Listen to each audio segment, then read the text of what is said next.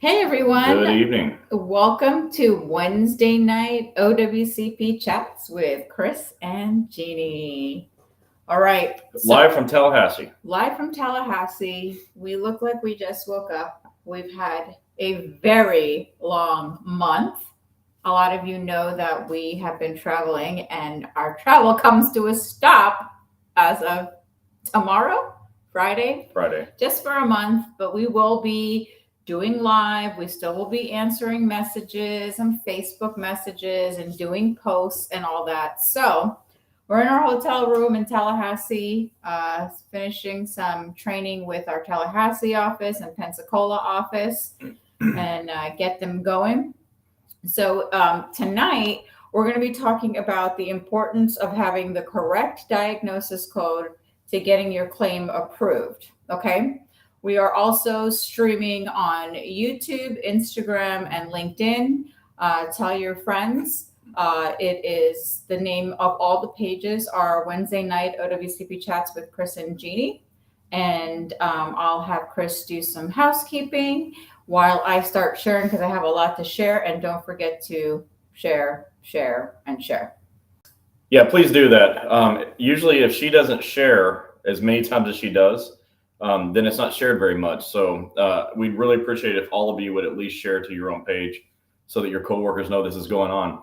And, all the traveling we do and training of you, right, at your union meetings, conventions, one thing that we find out is that a lot of people that need help, you're not telling them. It's not because you don't want to, it's just maybe you're not being prompted to do so.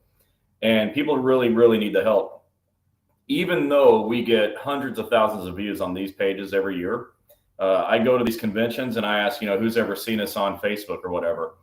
And maybe if we're lucky, a third of the room has their hand raised. And so there's still a lot that we can do, all of us together can do to get the word out that there's a training on OWCP. So help us out, hit the share button, tell somebody at work that, we do this every Wednesday night. Don't just keep it to yourselves. Share. So yesterday we were in Melbourne, Florida, doing training with Dr. Dave Dorfman's offices. He's got Vero Beach, Titusville, and Melbourne, Florida. And so we're, working out some of the kinks in their system. And I think we got it ironed out really good. So going to those offices is going to be really smooth moving forward. And we're doing the same thing tomorrow in Tallahassee, where we are right now. And his staff from Pensacola will be there as well. So we're going to just live in-person training, just like we're doing here, to make sure that everybody is locked and loaded and ready to help you out with OWCP. So for the rest of the locations, go to federalinjurycenters.com and check the locations tab. And if you want to find an office near you, with that said, you don't have to go to Federal Injury Centers to get help from me. So here you are on Wednesday Night Chats, and we're happy you're here regardless. So strap in, and I'm going to teach you something. I've never actually taught this diagnosis before, but I was thinking about it after, Gini will read messages that you send her on Facebook, right? And we just have a lot of problems that are linked to having a poor diagnosis on your accepted claim. And that's, hey, great, you have an accepted claim. So few people do. But once it's accepted, if you have a bad diagnosis or an insufficient, inadequate diagnosis, then bad things are going to happen. And we're going to talk about that this evening. And I think it'll be eye-opening. So I'll tell you all, and I'll ask you again later when there's even more people on watching. Do you know what your approved condition is? Do you know what your accepted diagnosis is if your case is even accepted? Because if it is if it's not exactly what the diagnosis actually is, you're going to have problems later on. And this is not immediately obvious to most people. The untrained eye doesn't understand this as well as I do, I guess. And but at the end of this training, you're definitely going to look at your diagnosis a lot differently. So what else? After this, we're going to stay home for a while. It's going to actually be nice. The travel is exhausting, and we love you, and that's why we do it. And I know it's important work, but yeah, we could use a little bit of time off. Because I'm sharing, so I know a lot of you probably have some questions coming in. Please hold your question. Tonight's topic is really important, so Chris is going to stick to this topic. if you have any other questions or any other topics about your own personal issues, please message us. If you're sending these long paragraphs, it takes us a little while to read. So it's better if you just message us. That way we could work one-on-one with you. Or just be as concise as possible when you're Yeah. asking your questions, because, she's got to read it, then I got to read it. And, I also want to be accurate in my answer. So try to help me out with that. Right. So let's get started. Again, we're talking about the importance of having the correct diagnosis for you getting an approved OWCP claim. We understand you can't do it, but he's going to explain all the steps. So get a piece of paper and a pen and let's get to it. So your diagnosis determines a lot of things. And we had this in our Facebook post, I guess, from yesterday. And so I'm just going to read a few things off. Number one, your diagnosis is going to determine how long your treatment can be. If your diagnosis is, and look, I'm not a doctor, okay, but I know the difference between a low level and a higher level, more severe diagnosis. But if your diagnosis is something like strain, okay, that's fine. I hope it is just a strain. But if it is that, and that's your approved condition, well, then the understanding is a strain is going to resolve itself pretty quick. And your claims examiner is not going to allow treatment past, a certain point. They're going to say, well, you're not hurt bad enough to continue needing this treatment. They'll start cutting it off. So people will tell me all the time, I don't understand why the claims examiner keeps denying, my treatment or my surgery, which I'll talk about in a minute. And I say, well, what's your approved condition? They'll look at it and it'll be something like a strain or a sprain. And they say, but I had an MRI and it shows that there's a tear. It shows there's a herniation. Well, okay, that's great. You have the imaging, so the doctor has the proof, but there's a thing missing, and it's called a diagnosis expansion. And so anytime your diagnosis is a low level, less severe diagnosis, but your actual injury is more severe, then your doctor's got to write a new report called a diagnosis expansion report. And that adds the more severe diagnosis to your accepted claim, which will unlock the rest of the stuff that you're currently not able to get, like more treatment. So the first thing that it does, if you have a low-level diagnosis, is it'll cut off your treatment early. And if you're trying to, get back full duty so you can make it to retirement, cutting off treatment early is not always good for you, right? So that's number one, is your diagnosis can determine length of treatment. It can also determine how long you're out of work. Your claims examiner is going to start sending you to second opinion doctors if you've been out of work for a long time and you have a low-level diagnosis, because they're going to say, this doesn't make sense. Just like on treatment, they're going to say, why hasn't this thing resolved already? Let's get another doctor to look at it. Now, when this happens, it's their doctor. That's not your doctor. And most people tell me, obviously I've never been to a second opinion doctor. I haven't had a federal work injury. But most people tell me the doctor's in the room for 5 minutes, barely looks at them, doesn't touch them, and doesn't read any of the notes. That's what is reported to me. You've probably seen that before. And so when your diagnosis is too low of a level diagnosis and it's not actually what it is, the higher, more severe diagnosis, then these things happen. You end up at second opinion doctors and they end up trying to cut off your case. And then you get, sent back to work when you actually can't do the job, because just because your diagnosis is a sprain, but you actually have that herniated disc that the imaging showed, well, the herniated disc may prevent you from doing a lot of the, heavy parts of your job. But the only accepted condition is a sprain, and they're going to tell you got to go back to work. You just have a sprain. Nothing else is wrong with you. You should be better already.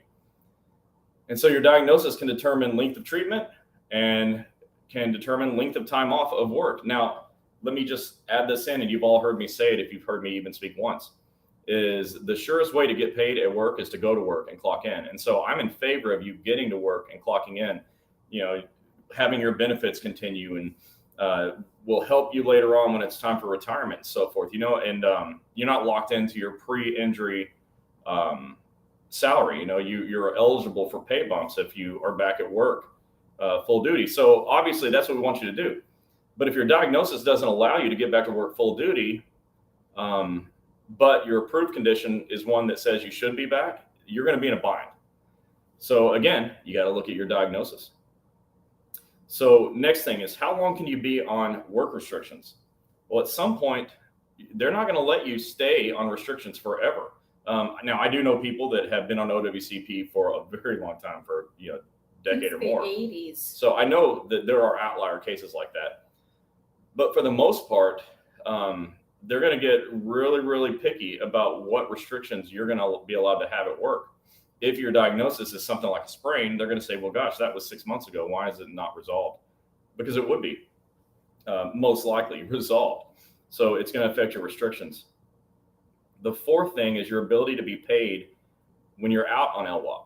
So, all right, this relates to going back to work, right? Because your diagnosis is so low, it's a sprain or a strain, and they're saying you got to go back to work. Well, the other thing they're going to say is there's no reason for you to still be getting paid when you're out of work.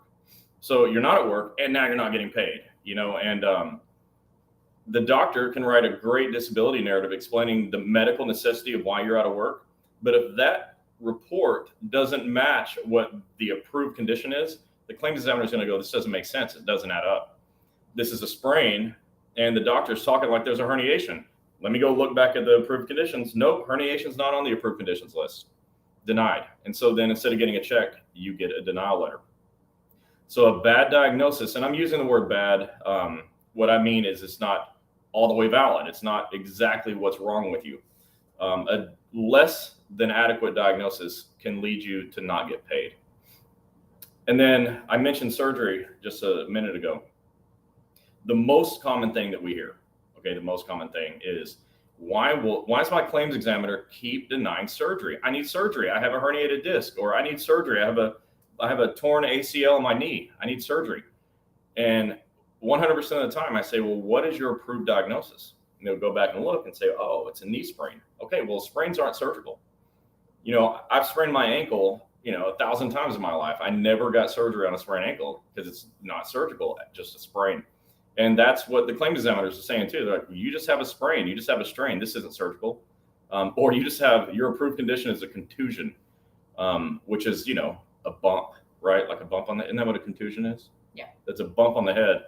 Or I saw somebody, I looked at their claim just a couple of days ago, and if you're on here, I'm not going to identify you, but the story is remarkable because this person was in an LOV that the steering column locked up, and her vehicle rolled 4 or 5 times, ending hanging upside down, suspended from the seatbelt, and the approved condition was, laceration, muscle spasm, and neck strain. 4 or 5 rollovers. And the worst condition that's approved is a strain. This is going to be a problem later on, and unless, thank God that is all that was wrong. But it's hard for me to believe that rolling your LLV 4 or 5 times would lead to a cut, a muscle spasm, and a strain, So the doctor has got to do a way better job diagnosing you. It's really important. We tell our doctors that, and this is why we work with imaging centers that will get you in lots of times same day or by the next day, not charge you out of your pocket because they understand they're going to take OWCP for payment. Well, our doctors, like in Tampa Bay, the Pinellas Park office and the Land O'Lakes office, right? As two examples. It takes them 1 to 3 days to finish a narrative report in total. And that's because they had to wait to get imaging so they can have the highest level valid diagnosis possible. And so when you go to a doctor who understands the highest level valid diagnosis possible, you rarely run into these problems that I'm talking about because the diagnosis is accurate. It's the highest level valid diagnosis possible. And that's what you want to have at all times. And valid because it's the real thing. Okay, we're not making things up ever. And it's the highest level, meaning the most severe. And whatever it is, it is. If it is just a strain, well, that's great. Be thankful for that. Do whatever the doctor tells you to do to get better. You'll heal up and get back to work. That's fantastic. But when you're somebody that has a higher level, more severe diagnosis, you got to get it added by a diagnosis expansion if your doctor didn't do it in the beginning. So, we train ours to do it right now, because if you do it now, you don't have to waste yours and your patient's time writing new reports later on, which causes weeks of delays waiting on a claims examiner to do something about it. So you got to have a valid diagnosis. So if you're going to have surgery, you need to know that your approved condition has to be one that requires surgery. If your approved condition is a contusion, that is not surgical. If your approved condition is muscle spasm, that's not surgical, right? you've got to have whatever's wrong with you that requires surgery as your approved condition. Critically important. Okay, here's another one. I always ask, who knows what money is? Right? Everyone knows what money is. Yeah. Schedule award. If your diagnosis is weak, your schedule award likely is going to be weak. All right. Yep. And, let's say you're somebody with a spinal condition and you've got radiating symptoms into your legs or to your arms, and the doctor hasn't added those diagnoses to your accepted claim. You're never going to get a schedule award for that condition. So the diagnosis will affect your schedule award all the way, including it could, prevent you from getting a schedule award because the diagnoses aren't complete. So that's another critical thing. And your schedule or your diagnosis, I said, will determine how much of a hard time everyone gives you in OWCP. Your supervisors, nurse case managers, claims examiners, your diagnosis is going to determine how people treat you. If your approved condition is a strain, but your actual condition is a tear, and you're out of work longer because your actual condition is severe, but your approved condition is not severe, everyone's going to give you a hard time. That's those types of people that have the wrong diagnosis on their approved condition list. They get told that they're faking it. They say, well, you're just trying to stay out of work. You're just gaming the system, right? I hear these things all the time. You're not faking it and you're not gaming the system. Your doctor wrote a poor report with a bad diagnosis. It's not your fault. But it is your responsibility to know what your approved condition is and say to your doc, hey, is this it? A contusion? That's all? This is all you can get approved? I can't lift more than 5 pounds. I can't walk from here to there. And all you can do is a strain. Something's not right. So you got to take charge of your case as well and communicate with your doctor and let them know that something's not right here. Whatever this diagnosis is, I'm not getting better. Yep. And if they send you and get imaging done and find out, oh gosh, you have a tear there. It's not just a strain. My bad. Okay, well then great, you're bad. Now write a diagnosis expansion report and add that diagnosis to my claim. And when those things happen, it's amazing because like that person who couldn't get surgery gets a diagnosis expansion. As soon as the new diagnosis is approved, the next day surgery is approved. It's like, that's just how it goes. It's almost automatic if you have the right diagnosis. So that's going to be really key. And then, what's going to happen with your life? This is not in my list, but if I had an 8th thing, I would say to you that poor diagnosing is the one thing that can cause the most people their lives to totally spiral out of control because they think nobody cares about them. Nobody believes them. At work, the supervisors are abusing them. Maybe they're not getting the help that they need in their union. Nobody can figure out what's going on with you. Nobody knows what's up with you because you have a strain as your diagnosis. And so you stop getting paid. They require you to go back to work, but you can't really work because you're actually injured worse than they think you are. And, your bills are racking up. These are all terrible situations that happen as a result of poor diagnosing. So I want you all to be thinking about what is my approved condition? Or even more, my doctor is writing my narrative report. What diagnosis is the doctor going to put in my narrative report? Because, if your doctor writes a weak diagnosis or a weak report, you're going to have a weak case that's going to end sooner than it needs to.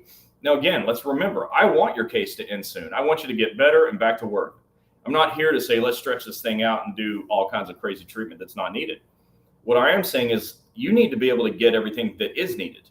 And you need to be able to get paid for the time that you're out of work when you have to be out of work, although I'd rather you go to work.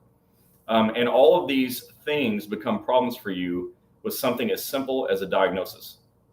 So don't allow your diagnosis to be weak or less severe than it actually is. Your approved condition matters a lot. So I'll take a break and answer questions. All right. Victor Sanchez says, guys, I met Chris and Gini, Sarojini. Believe me, they will answer any and all of your questions. Chris likes to talk. Love you both. Thanks, Victor. Lindsay and John said, can a postmaster tell a patient that they can't go back to work if they file a CA2 until DOL accepts their case? Use the word can. Can they do that? Yeah, my question is, will your union allow it? That's the answer. Will your union allow that to happen? Mary said, if you go back to work with a broke hand because you don't want to lose pay, they look at you like, oh, you're working. You must not be that bad. Yeah, that's, there's a stigma oftentimes and unfortunately attached to work injuries. And like, just the supervisor, I don't want anybody to get hurt, but if someone was going to have a broken hand, it should be the supervisor so they can, see what you're dealing with. Yeah. This sucks. I mean, if you're doing a job that requires your hand all day long and it's broken and you go back and do your job, somebody should pat you on the back and say, thank you. Someone else should say, what the hell are you doing? Yeah. Go get that fixed. But nobody should give you a hard time. That's absolutely unacceptable. Rodney McCoy says, how would you go about getting your annual and sick leave back that they used? Yeah, well, you have to do leave buyback with a CA7, probably a 7A and a 7B. All forms, by the way, that get mentioned here can be found at federalinjurycenters.com. So you just go to that logo, Federal Injury Centers, and then put .com, and you'll find an OWCP forms tab. So anything that I talk about, you can easily find right there. But that's how you do it. You have to do leave buyback. And by the way, they shouldn't use your sick and annual leave if you have COP, but they do it, and your union will have to grieve that, or you'll have to grieve it, depending on which union you're in. But they shouldn't be messing around with your pay. That's one thing. It's very, very, very serious. Don't mess around with people's pay. And there are federal laws that, govern that stuff. They're not allowed to mess with your pay like that. Don Marco said, I just got approved for COP on reconsideration. How long before my leave is credited back to me? That's a good question. Probably as long as you allow them to take. So I would stay on them, just like every single day I'd stay on them. Cynthia O'Connell said, how can I get more information about a schedule award? So we have a few videos. If you go into the videos tab after this, there is a few videos and the title says schedule award. We also did live last week with Eric where he also discussed some schedule award issues, but we will have another schedule award because you guys had so many questions. I mean, we could go 3 hours on schedule award and still we won't answer the questions, but coming up soon, Chris will be doing a very detailed schedule award. Well, and also, that's not the only places where you can find information on schedule awards. You can go to federalinjurycenters.com, and I've got schedule award tabs there that you can read about. And you can go to breakingowcp.com, and I write about schedule awards in all of my books.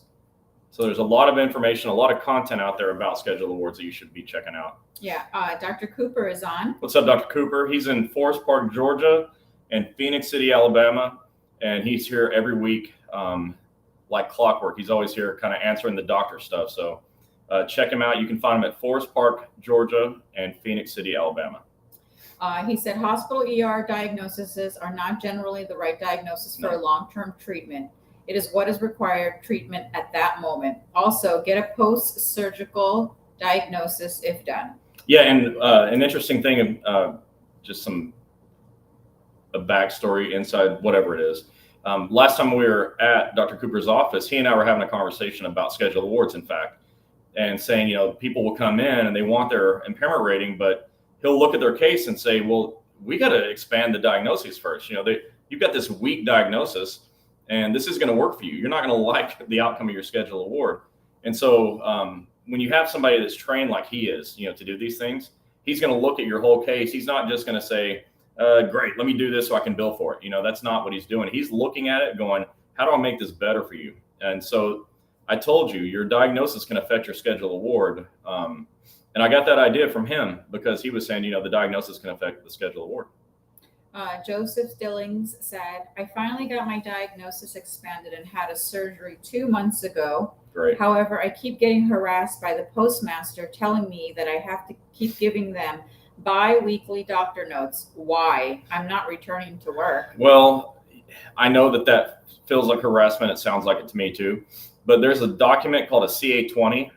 Okay, it's attending physician report. And you can just ask your doctor every couple of weeks to fill that out for you. And it basically just gives them a status update. They don't have a right to anything other than a CA17 and a CA20. And so you can ask your doctor every couple of weeks to fill that out. The doctor shouldn't have a problem doing that for you because just as a matter of business, the doctors get to bill OWCP for that. So it's not like they're working for free, but it's not that hard of a form. They would do it for free if they needed to. It's not that, whatever. So get a CA20 from your doctor every couple of weeks and send it in. Carlos Vera said, employee got bit by I hope you meant to say dog instead of doc. Takes 2 days. If the doctor bit you, go find another doctor. Got bit by a dog, takes 2 days off. Do they have to reimburse her for using her leave? Do they have to reimburse her for using her leave? They don't have to reimburse her for using her leave, but when the case is accepted, then you can go back and do leave buyback and get your time back. Yeah. So at that point, when the case is accepted, yeah, they'll have to do that. But there's a form for that. It's a leave buyback form. Eliza Bean said, if I get hurt on the job and it's due to the negligence of a contract driver, can I sue them or their company? Okay, if it's due to the negligence of any third party, you are required to sue the third party. You're required to. It's not just like, can I do it? They're telling you to do it. In which case, don't hire a PI lawyer. That will end badly for you because the case will be over at some point, and then that's it. You don't have any benefits. You got to hire a federal lawyer. We always say that. Don't hire a PI lawyer. You got to hire a federal lawyer. And candidly, I recommend Eric Blowers. But if you want to look yourself, all you got to do is search OWCP injury lawyer, and you'll get a list on Google. Yeah. It'll be easy to find. And I want to go backwards on that last question too. Another way that you can get your time back for those first couple of days you use your own leave is if you're out for, I think it's 14 days, then they will automatically convert those first couple of days that you're out to continuation of pay, assuming you elect COP on your CA1. Victor says, Florida APW is having a fall seminar.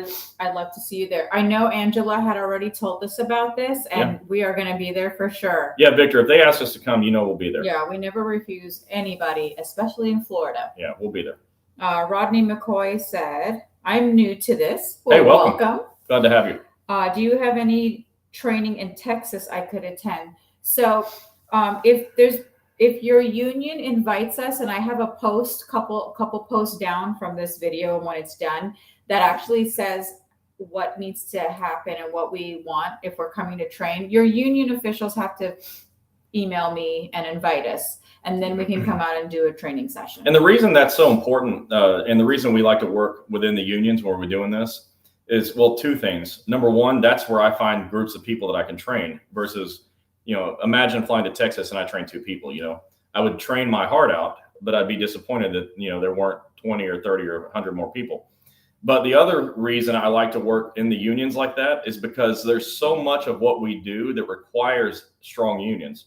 There's a lot of things where I say, you got to go file a grievance on that, or go talk to your union about that, because your union is instrumental in a lot of cases in helping you through your OWCP situation. So I like working with the unions that want to work with us. And even the ones that don't want to work with us, I still feel the same about them, that they're strong, they're important. And if you can get their backing, it's very powerful. Joy says, still having issues with getting an annual letter and more. I have 34 years experience dealing with this. Only problem is finding a doctor of record that is good. I need to talk to someone. Case manager hasn't helped. Joy, after the video, after the live, go ahead and message me and tell me where you're located. Also, so that you guys know, because we can't see it, but if you, above our video, once you get out, it has everything listed on there, where to find locations, the phone number, how to contact us, everything. So message me and I will help you. Yeah. And just to add to that, that's the reason we started this franchise, is because we're hearing all over the place that we don't have any doctors, not enough doctors. Our doctors don't know what they're doing. Our doctors aren't trained. They're writing bad reports. They're diagnosing them improperly. Right. And so we said, I said, honestly, this is something I can fix. This is not an insurmountable problem. We can do something about it. And so now we've got, nearly 60 offices. And I always say, I don't know. It's so funny. Like, it's my company. I have no idea how many doctors are in it, but it's because we're always adding new doctors. They're always at various phases of training. But when they leave training, they get added to our locations tab. Like Dr. Jernigan just got added in Gulfport, Mississippi. Yep. So check that out. There's finally a doctor in Mississippi to help you. And pretty soon, because I just talked to Dr. Wood last week, we'll have Salt Lake City listed, Utah. Yep. So, they come on when they come on at various times or various points in time after the training's complete. But look, you already know you can go anywhere for an untrained doctor. That's easy. Just call anybody. So that's why we don't put doctors on our list until we know they are trained, so that when you show up, you have a good experience.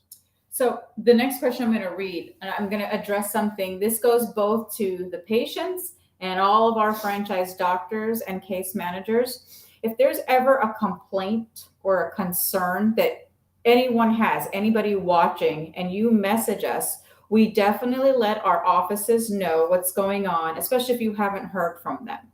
So please be patient as we're growing more patients, more issues with your cases, and the doctors are working really hard on getting your claims accepted. And if you're not getting the response you want, you can contact Chris or I anytime to let us know. And their offices are not going to get offended because it's great feedback for them. And sometimes they just miss a call or a question. So always remember we're here to answer them and take care of them. That's a good point. Look, just we left. What time did we leave 2 nights ago? The house to go to Melbourne. Okay, so that was Monday, right? Yeah, so we came home Monday at 1 a.m. Monday at 3 o'clock Eastern and 7 o'clock Eastern. I did a training. I'm not involved in the training anymore. We have a great training team for the doctors, but sometimes I do it myself because it's too important. And this issue has been one that's really been bothering me because I heard, look, I'm happy to tell on ourselves. When you have problems, you got to fix them, and be honest about it. So we had some offices whose reception staff, the front desk staff, was struggling with returning messages, answering phones, returning voicemails, returning messages. And so I did a front desk training, and I had nearly 60 people, which that was every single office. Okay, Yeah. They were all there. And we did a really, really thorough training on how to stop that problem. So we should see a lot less of that now. And also, like, we're in Melbourne to work through problems. We're in Tallahassee to work through problems. So we acknowledge that these things happen. I hate we're human, but human error is part of the deal, and my job is to fix it. Yeah. So we love your feedback, and we're never upset by it. When you complain, we're like, man, what a great opportunity. We're really, really grateful to be able to hear it, because I'm one guy. Like, there's so many of you, and I'm this one guy training all of you. Well, we have all these doctors and they have all their staff, right? And they're still just one guy. So I appreciate the feedback. So keep it coming. Yeah. So with that said, now I'm going to go into her question. Deborah, you said, I haven't received pay since COP ended November 11th. All of these dang reconsiderations is ridiculous. Federal Injury Center says everything is in there, but obviously it isn't because it's almost July and I'm still waiting. Yeah. Well, the thing with reconsiderations is you can write a perfect letter and a claims examiner will still deny it. It's ridiculous. Remember, this is the first thing that comes to mind. And speaking of diagnosis, by the way, you can't have a diagnosis that is pain, like back pain, right? Neck. Those will generally get denied. Although just the other day I saw one where a claims examiner approved a neck pain diagnosis, which is definitely not in the rules. I'm positive they were supposed to deny that. And it wasn't our doctor, because we don't use those diagnoses. But my point is, I saw this one narrative that was fantastic. It was beautiful. It had more detail than you can imagine. It had like 5 or 6 good diagnoses and 1 pain diagnosis. And the claims examiner denied the whole claim, ignored the other 4 or 5 diagnoses, and said, pain is not an accepted condition. Denied the whole thing instead of saying, okay, I'm not going to do the pain thing, but we'll do the other ones that are valid. Instead, they just looked at it and went, denied. So you get some really, really crazy denials from time to time. And when these things happen, like I was just saying, I just sent a message before we started live here to my training staff to take a look at one of the offices and just review some random narratives to make sure there's no holes in them, right? So we're always looking at this. And if we find that, we'll fix it. But if you want me to look at your stuff, you can send it to chris@federalinjurycenters.com. And I'm happy to do that. It may take me a few days to get to it because, I'm either in an airplane or driving across country, or on Zoom. But I will do it. I'll look at anything you want me to look at. And Dr. Suma's here. What's up, Dr. Suma? He's in Land Lakes, Florida. He's one of those guys that gets his cases, his narratives complete in under 3 days.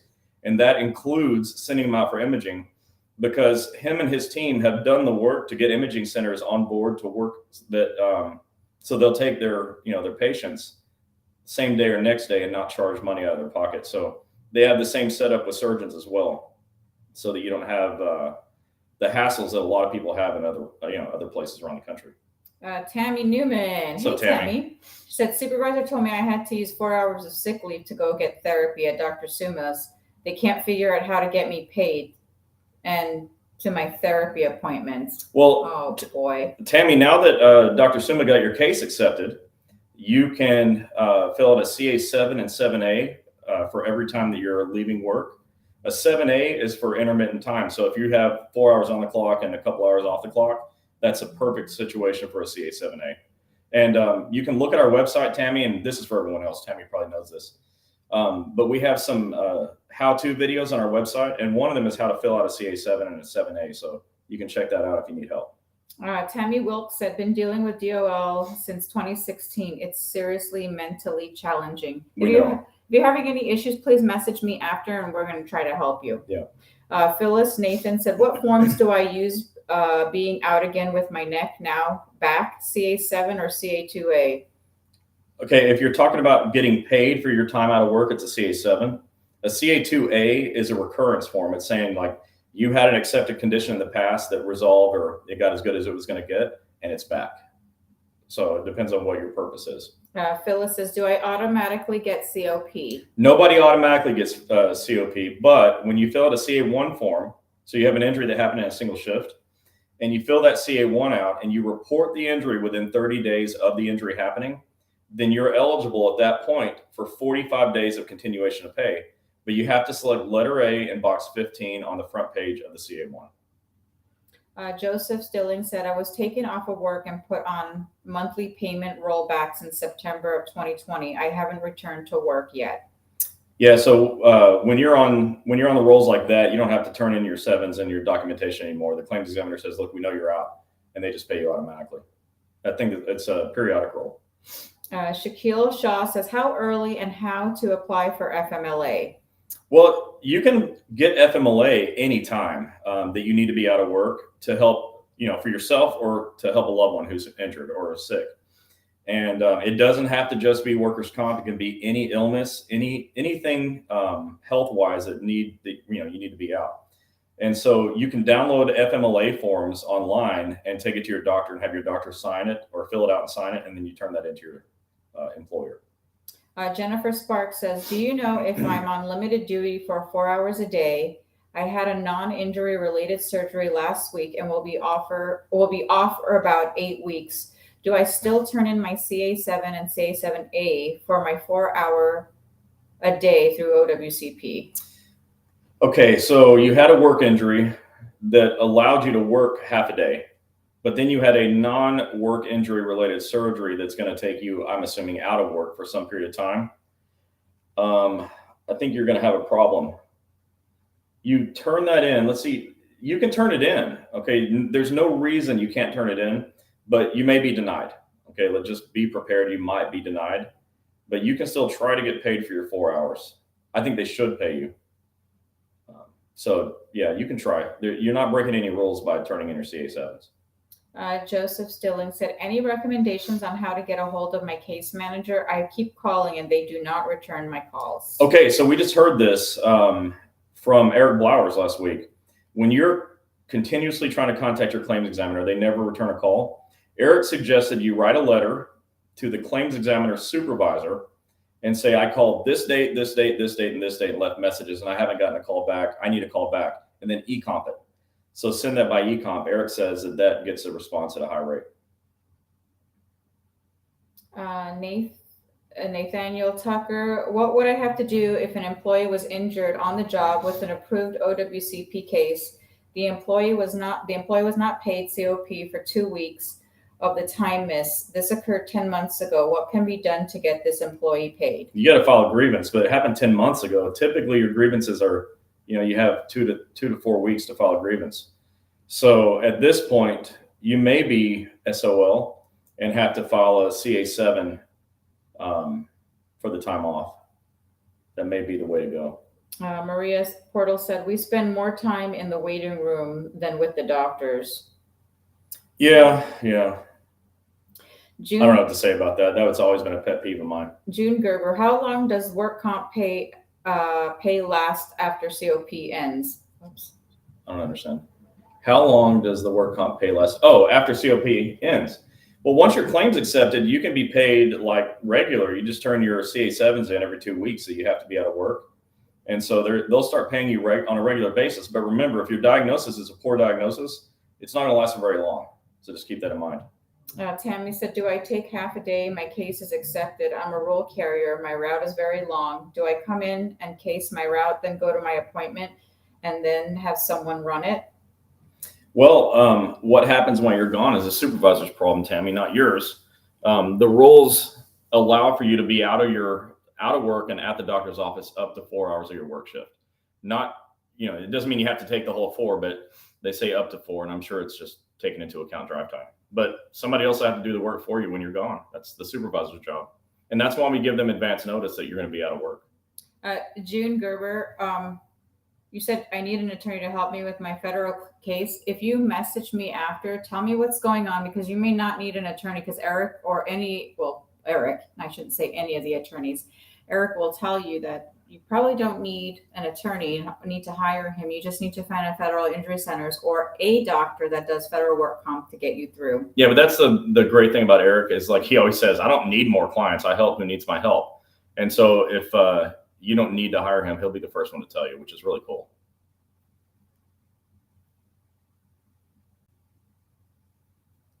How we doing there? I'm just scrolling.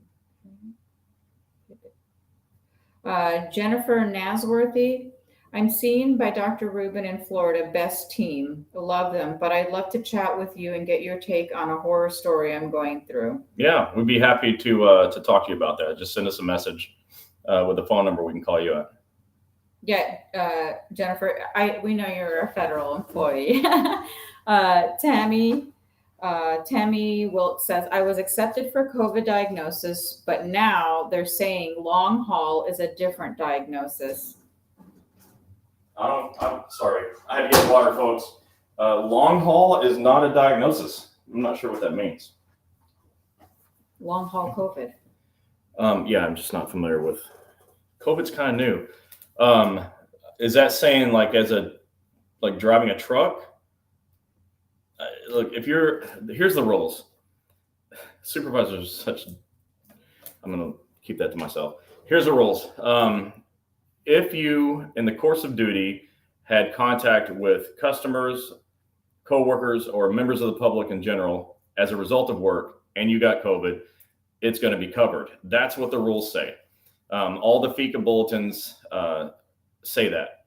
So if, regardless of what your job is as a federal employee, you came in contact with human beings during the course of work and you contracted COVID, your case should be covered. I think that's the easiest way to put it. Victor said, for postal workers to apply for FMLA, you need to work at least 1,250 fiscal hours to apply. So if you're brand new, they're not going to let you have it.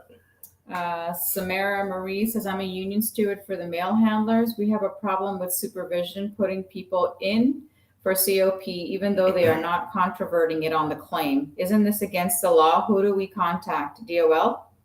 You can call your claims examiner for sure. If they don't answer, remember to write that letter that I told you in eCompet. And I know I heard you say you're a union steward. Normally I would say go talk to your union, but that's you. So I would start with the claims examiner. Yeah. And Maria Portal said, I didn't finish. Federal injury doctors actually spend time with you. No, but that is a big pet peeve of mine. Maria, when I used to work in Texas at this doctor's office, I could not convince my boss, who was an MD, I could not convince him to downsize or hire more people. And so we would have people waiting in our reception room like 2 hours. I was like, that's insane. Ridiculous. It was maddening to me to have people wait. Those of you that know me probably are not surprised by that. I can't stand it. When I was at a doctor's office, he had a 7-minute rule. If a person's sitting there more than 7 minutes, they have to get taken back. That was his thing. And that's why he was so successful. Brenda Smith says, when you have 30 days to answer a refusal for surgery, is it from the date of the letter or the date you receive it in the mail? It'll be it's generally on almost everything. It's 30 days from the date of the letter. Gloria said, I traveled to see Dr. Cooper. Dr. Cooper sees me on 2 cases, same day, submitted 8 hours for appointment.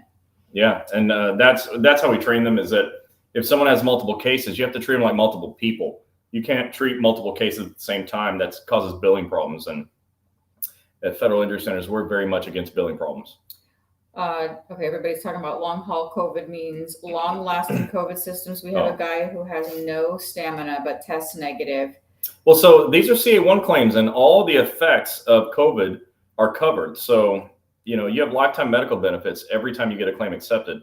So if you have more, problems related to COVID, those are all covered conditions. It's almost like, no, it's exactly like if you had a bad shoulder and you still can't work because of your shoulder. It's the same thing. You still can't work because of COVID. That's how it goes. And FICA did a really good thing by making it really, really easy to get a COVID claim accepted and making it a CA1 claim. So all the CA1 rules apply. June said, how long does USPS have to review a CA7 and submit to DOL? Well, the rule is they have 5 days. 5 days? I haven't taught this one in a long time. When you turn a CA7 in, it's 5 days. The supervisor has 5 days to submit that to OWCP. They can't just sit on it because they're sitting on money, and you have a right to get paid on time. Mary said, if they did something in your case, do they log it in your eComp account, or do you have to upload additional documents needed? Everything that happens is in your eComp account. Everything. Donna said, how do I ask for a second opinion? I wrote a letter and uploaded it on eComp, also asked the doctor. So, Donna, are you saying that you personally want to go to another doctor to get a second opinion? The way you do that is call the other doctor, make the appointment, and go. You're not restricted from going to see the doctor. Tammy said, I was accepted for COVID and they gave me $1,500 in medical care. I have an ongoing COVID issue and they won't pay me my scripts or medical care. They are saying they need more medical evidence. How can I give them that when they won't allow me to see the doctors I need to get help? Well, you go see whatever doctor you think you need to go see and have that doctor write a beautiful report explaining the medical necessity of what it is you're needing. They can't prevent you from going to the doctor. You can go to whatever doctor you need to go to get this done. Yeah. Okay. You want to continue? No, that was all of them. So those were the 8 points. We started this thing out with the importance of a proper diagnosis. Okay. If you have a low level diagnosis, but a severe injury, then bad things are going to happen to you. Your treatment's going to get cut off. You're not going to be able to have surgery if you need it. You're going to get sent back to work early. If you can't work, you won't get paid. Your schedule award will be insufficient. Just so many things happen to you because the diagnosis is not properly done. Your doctor has got to take the time, get the imaging, do the diagnostics, do whatever it takes to make sure that your approved conditions are the highest level valid diagnoses, meaning the most severe diagnoses that are valid to your case.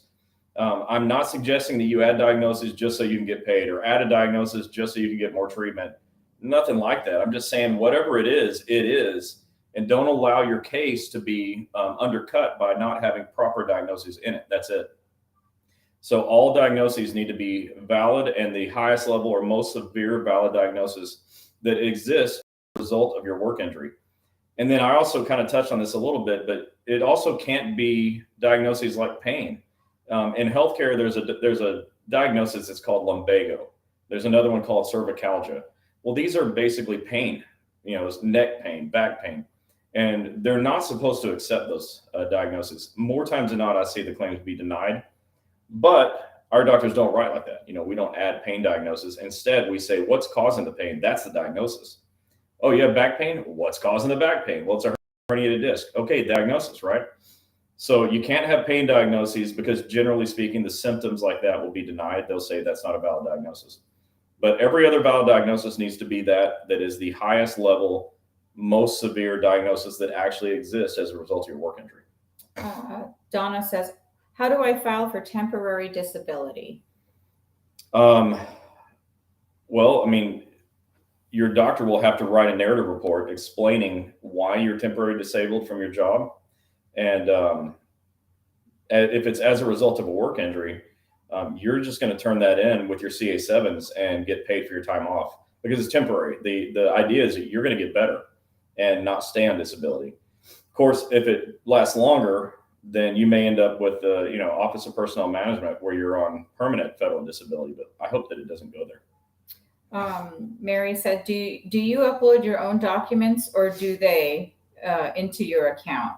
Well, it depends. Whoever clicks the button is who's uploading it. Like at our doctor's offices, our doctors upload your narrative reports to your eComp account. All we have to know is your case number, your date of birth, and your last name.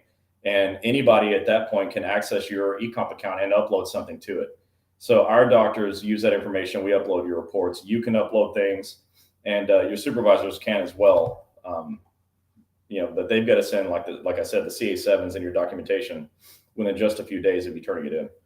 June said, I have a diagnosis. It's now accepted, and the case nurse manager keeps saying she thinks it's pre-existing issue because of arthritis showed in an image. Can you hold that? I need to check something. So the deal with pre-existing conditions is those are covered too.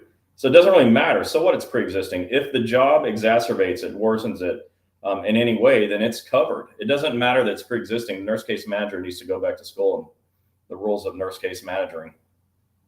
Keep reading. Oh, right? There's more? Yeah. Keep reading. I'm looking on LinkedIn and YouTube what questions they have. Okay. Let's see. What do you do when you need testing to support a diagnosis expansion and DOL will not approve the testing? Okay.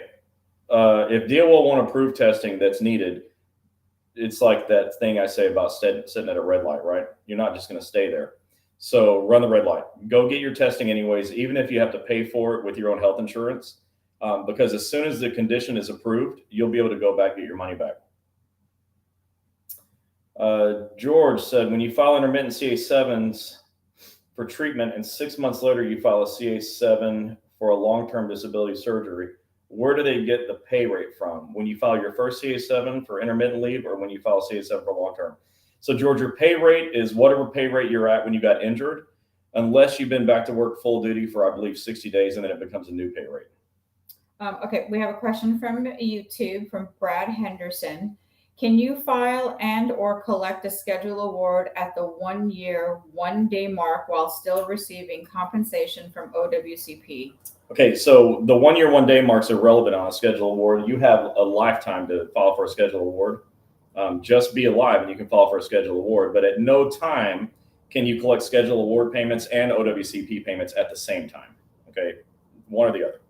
Melissa Peterson said, thank you for sharing this information. Melissa from the Federal Injury Centers of Roscoe is on for tonight. All right there at the border of Illinois and Michigan, right? Yep. Yeah, that's cool. Is it Michigan or wait? No, Wisconsin. Wisconsin.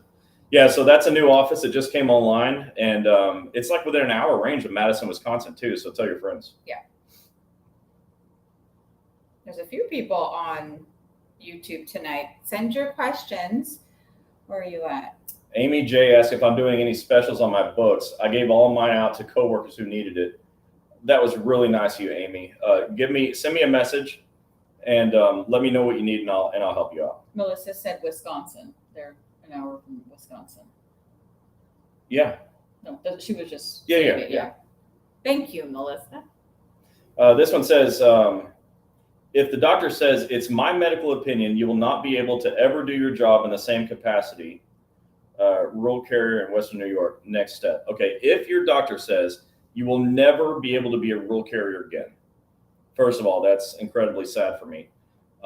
You can file for federal disability through the Office of Personnel Management, and what happens there is, okay, you can't do that job anymore. It doesn't mean you can't do any job anymore, and so you would get, you'd be eligible for 60% of your pay the first year and 40% thereafter until retirement.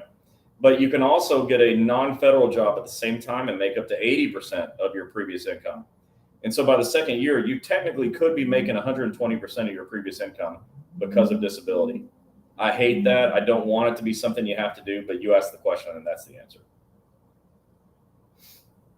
June said, the nurse case manager applied for an extension to remain on my case, and I don't know if I want her to remain.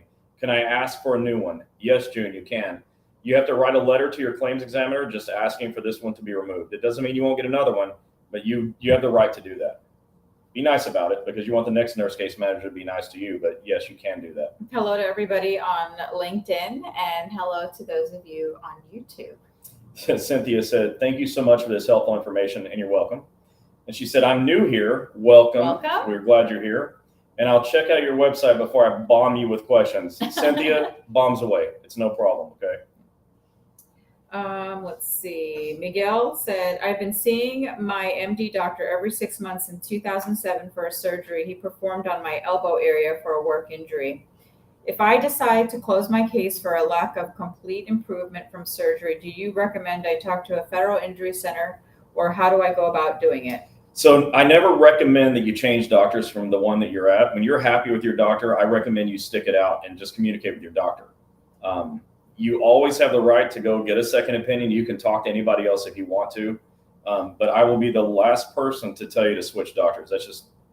It's kind of against my own personal policy. I like you to like your doctors and stick to the ones that are doing a good job.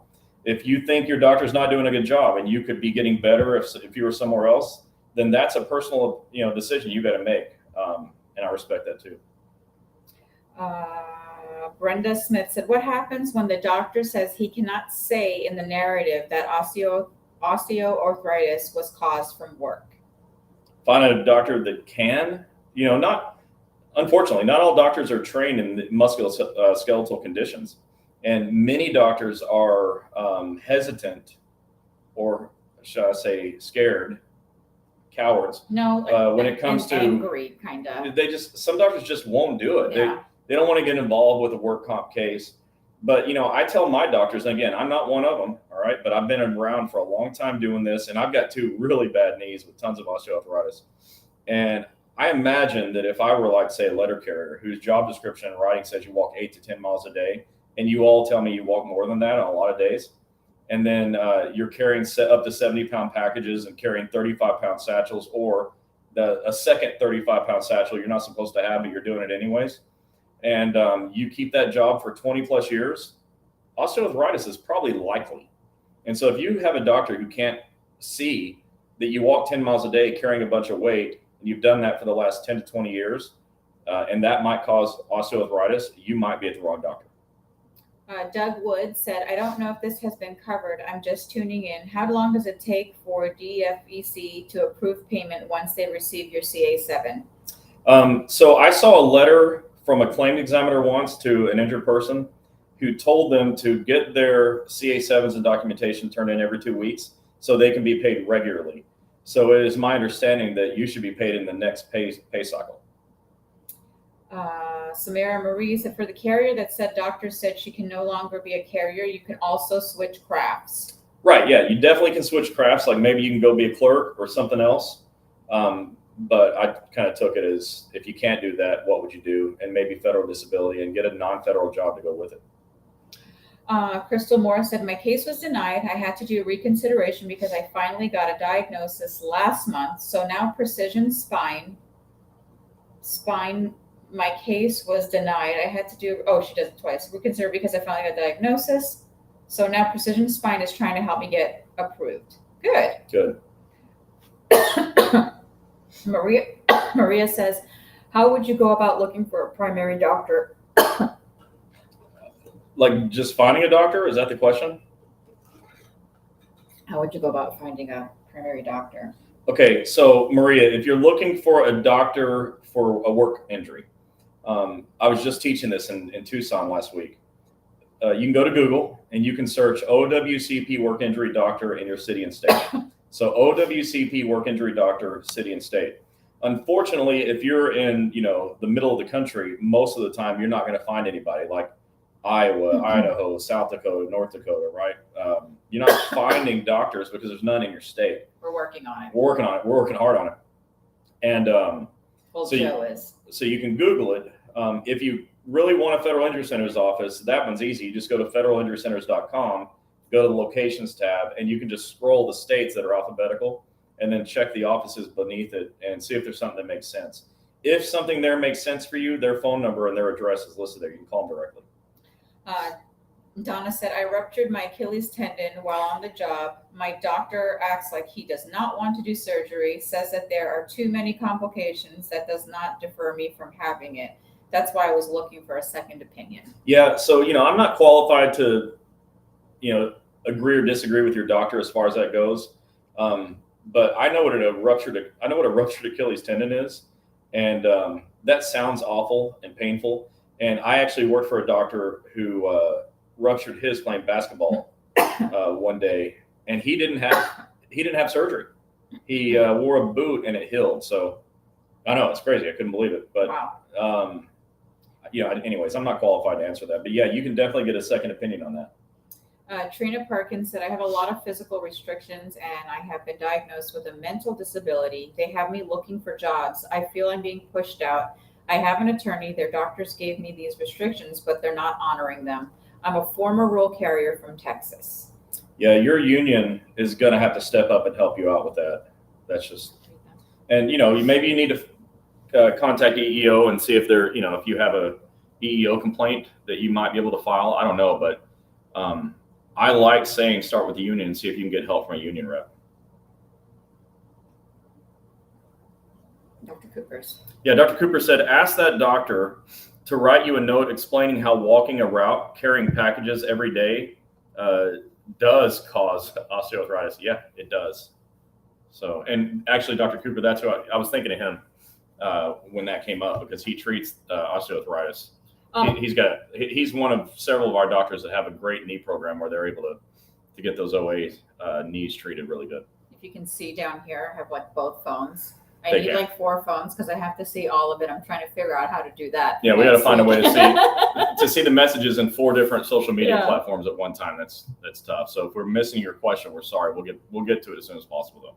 Karen Combs said, I'm a rural carrier with an open case. I have been doing physical therapy. I have not filled out a CA7. Do I need to? If you want to get paid for your time off, absolutely yes.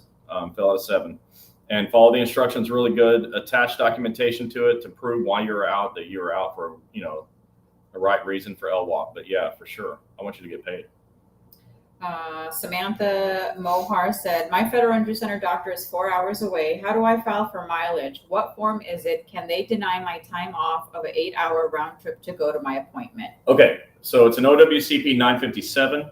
They're probably not going to approve anything over 100 miles round trip.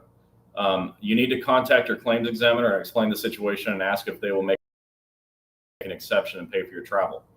Up to 4 hours of your time off of your work shift, unless your doctor, and I'm not saying that this needs to happen, but I'm saying unless your doctor takes you off of work completely and says you're completely disabled from the job. The thing is, if you're not actually completely disabled from the job, your doctor shouldn't say so. Yeah. So it kind of puts you in a bind. Maria, you said you're not looking for a federal injury doctor. You guys already provided me with that. They're great. Was looking for a primary care doctor that would not be afraid to take on a federal employee. So I know when I used to work for a doctor, he saw federal employees. I remember all the mailmen that used to come in there. As long as you're not going in for your issue, your work injury issue. Yeah, you're working on the job issue, then you should be able to go to any primary care doctor. Yeah, so the deciding factor there is your doctor, do they accept your insurance? Yeah. Because you all have great federal insurance benefits. Believe me, I've been in healthcare my entire life. There's a lot of really bad health insurance plans that make to where it's like not having insurance, you're paying cash almost for everything. Yeah. But you guys have really good insurance. So most doctors love your insurance, but if they're not on your insurance, then they won't be able to see you. Yeah. So let me go over some things with you guys as we come to an end. I hope this topic was a really good topic. And if at any time you guys have a certain topic that you and your friends are talking about and you want us to get it out to everybody else, please message us. We'll love to hear whatever topics. And that goes for all of our doctors and our franchises as well. Choose a topic and we'll go over it. So again, once you finish the video, you can see all of our information. But if you're looking for a federal injury centers, you can see right here at the top corner, just go to federalinjurycenters.com, click locations. You can find our locations. You can find schedule award doctors. There's video tabs on there, how to fill out a CA1, a CA2, and a CA7. Yep. So you can go there and Tom goes through each line step by step. It's very detailed. There's no way you can not understand it after watching the video. If you want to buy books, you go to breakingowcp.com. Get the download. That's on purpose. Soon, I'm only going to have download books. Yeah. Because I want you downloading it to your phone so you have instant access to it when you're at work. I need to read this. Yeah. So Karen said that her managers have all of them have never done work comp and she's asked for a CA7. She hasn't seen one. Can they just pay me regular? Okay, so you don't need to ask them for a CA7, Karen. Go to federalinjurycenters.com and print them out and fill them out on the first page. Your supervisor has to fill out the second page. But keep in mind, your claim has to be accepted for you to be able to turn a CA7 in and get paid. And you got to have a diagnosis that would indicate you need to be out of work for some reason. So that's what you do. You get your own CA7s. Don't wait on management ever. Just go get your own forms, fill them out, and then take them to management. They fill out the second page. If they've never done it before, you can reassure them that all of the words on that second page are written in English and that they can read them and figure out what goes in the blanks. Yeah. They may be dumb, but they're not allowed to play dumb. Michelle said, I'm waiting on an approval for an MRI from comp. Can I just use my own insurance to cover my MRI? Yeah, you can. It's not what we prefer. We only work with imaging centers who won't take your insurance and instead will wait till the claim get accepted and then bill OWCP. But yes, you can do it. I know a lot of you are wondering, because we live in Florida, is it because we live in Florida we have so many, referrals for orthos, MRI companies? Well, Chris and I, both of our background has been in medical. I've been in Florida for the last 20 something years, worked at a hospital, had a primary care. I mean, I had a book that I gave to a friend that has 3,000 doctors in it. And networking is what we both did in our previous jobs. So we understand the value it brought by us doing this. And all of our doctors are trying to get MRI facilities to work with them, are trying to get specialists. And also, I know a lot of you have been calling me or messaging me and asking, how do I get find a psychiatrist? How do I find an orthopedic surgeon? If you call any of our doctors in any of our centers, if you choose, you'll hear them tell you to come in, because sometimes you're told just to go straight to see a specialist, and the specialist won't get your narrative approved most of the time. So just give them a call. They'll get you in and they'll refer you out to an orthopedic specialist. That way you're not hunting down surgeons or any type of doctor you're looking for to go through that drama and hassle. Hey, the other thing is about, are we set up like this in Florida because we live here? Truthfully, the reason we have this network around, in the Tampa Bay area, it's not about me or her at all. It's about Dr. Lee and Dr. K and Dr. Suma and Dr. Chris and Dr. Fred over there. Those doctors have made an effort, a strong effort, a big push to build a network of specialists and imaging centers that'll work with you. And that happened because I said, look, guys, these people, these federal employees, these injured patients are going through all kinds of hell when they get hurt. And, you want to send them out to places so they can get better, but wherever you're sending them to, the doctors don't want to help. And so Dr. Lee said, well, we'll just see about that. And he fixed it. And so now he's got this network of, surgeons and pain management specialists and imaging centers that if him or his staff sends you to the specialist or the imaging center, there's no hassles, no questions asked. And so it's all about who the doctor is. And in this case, it's Dr. Lee and Kay and Suma and the rest of the bunch that have just said, hey, we're going to fix every problem. They've done a really great job with it. Here's a message from LinkedIn from Tanya G. How long does it take to receive payment from OWCP?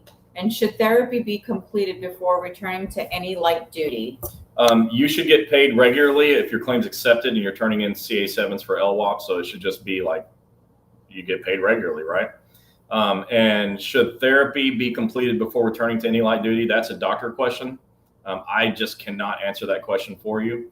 Your doctor has got to make that decision for you. And Tanya, thanks for hopping on. Yeah, we appreciate that. LinkedIn. On LinkedIn, yeah, it's pretty cool. Victor, thank you. Victor said happy birthday to one of your sons. He is turning 21 today. He's in Texas. Aaron turned 21 today. Aaron has turned 21, and thank you guys for all the sweet comments. He doesn't have Facebook, so I'm going to screenshot all the messages you guys sent over to him. And feel free and tell him that, hey, why don't you have Facebook? Mary said, you guys are awesome. Thanks for all you're doing. We need this each day. God bless you both. Also to Forest Park doctors and their staff. Aw. Dr. Sumas is trying our absolute best for you all. Yes, you are. Miss Rosa said, my job is still not providing a sedentary job per restrictions, and OWCP still has not made USPS accountable. I'm going on a year out of work, no pay. Yeah, your union's got to step up. I don't know what they can do or what has been done, and maybe you need to consider: do you have to file an EEO complaint? Are they treating you fair, or are they mistreating you because you're injured? That's not acceptable. Victor, he said, any update on the Orlando offices? I saw both of you were at the Gaylord Palms Hotel. You were on a cruise, by the way. Yeah. So we would have want to be there. And you know what? We were at the Gaylord, and it was at a doctor's event, so we were recruiting doctors. It was the worst doctors recruiting event in the history of doctors conventions. This was the most terribly set up doctors convention in the history of doctors conventions. It was a total waste of time. There's no chance that we got any doctors to join the franchise from that place. But the next week we were in Las Vegas. We got 26 to 28. A consultant was holding a seminar for his members, his doctor members, and we had 26 responses. So we made up for it. And to answer the first question, the Orlando doctor and all the training is coming along great. Yeah. In fact, he was a active participant in the training that I just did this week. And so it looks like they're all in, and we should be good to go pretty soon. I'm pushing him for August, so hold tight just a little bit more. Training should be pretty much good to go. Just remember, I don't allow anybody to start helping you until they're all the way trained. Yeah, we're and checked off by my staff. Yeah, because we're going to make our way down to Orlando again and finalize everything. He said, thanks for the invite twice already, Mangoes and Gaylord. Buddy, I'm coming on the next cruise with you. Then we'll talk about it overlooking the ocean. All right. Jennifer said, my EEO has been active and ongoing for 3 years and counting. Okay. All right. Well, hey, that's going to be it. The last few weeks, we ran almost like 2 hours, but I got to be honest with you. Today, I'm running on fumes. So we're going to go ahead and wrap it up here. Thank you for being here. Watch us again next week. Will I be on next week? Will you be on next week? Yeah. Okay, good. Yeah. So we'll be on next week, 8:00 Eastern time. You'll be able to watch us on all 4 of these platforms. Thanks to Gini for finding this really cool program where we can blast it all out to 4 places at once. So this is pretty neat. Yeah. And hopefully the quality of our videos are going to get better as a result of this as well. We're going to be taking the month of July off from travel. And so during that time, I'm going to spend some time working on improving Wednesday night chats as best we can. And also during that month, I'm going to be spending a lot more time training the offices so we can accelerate the training and get more offices online. So I'm going to jump in and, roll my sleeves up and do the work with Jennifer and Emmy and Tom and get the training done for the next month. Yeah, we might be bringing on a doctor next week just for a little chit chat session, just for a quick 15 minutes to introduce himself and where they're located. We'll be doing that often. Yeah, and during the month of July, I'm going to bring a guest on each week and let you meet, some of the doctors. And I plan on bringing on a few of my union friends to talk about things from a union perspective. I think that's going to be really enlightening. Yes. You need all the information you can get. And we have the ability to bring you everything you need from all the different angles. So we're going to definitely make that happen. And it's going to be fun. We had Eric on last week, and for me, that was fun. It's a gift to have him on because he's so smart, and you like him better than you like me. So I resent that a little bit. But we'll bring on, Dr. Cooper's always here. I plan on having Dr. Cooper on in July.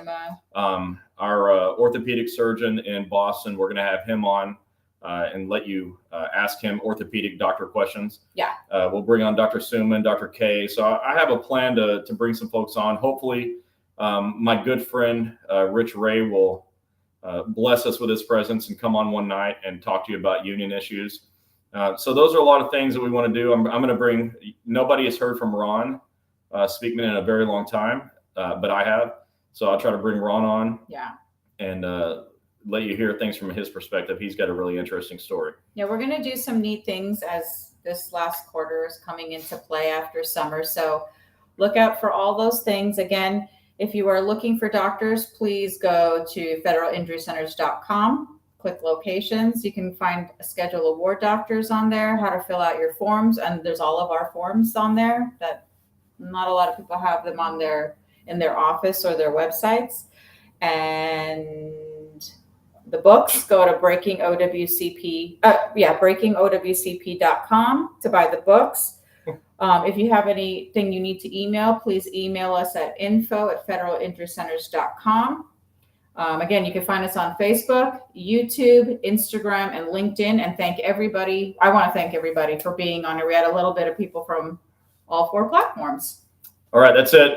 This lady, Jill, said that we're like Italians. We say goodbye 5 times. I think that's hilarious. Yeah, that's so true. That's an ender. So we're going to say goodbye for the last time. Everyone have a good night. Have a good night. You have to click. Bye.